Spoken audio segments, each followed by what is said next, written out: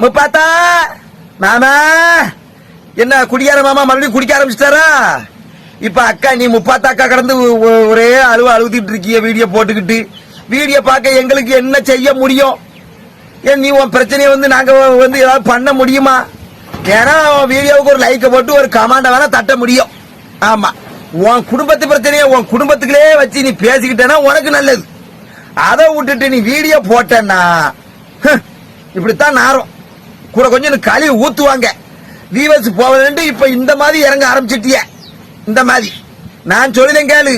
உன் குடியார மாமா திருந்தா நேர போலீஸ் ஸ்டேஷனுக்கு போ. அங்க போலீஸ்கார சாரு இல்ல மகளிர் ஸ்டேஷன் இருக்கு நினைக்கிறேன். அங்க போ.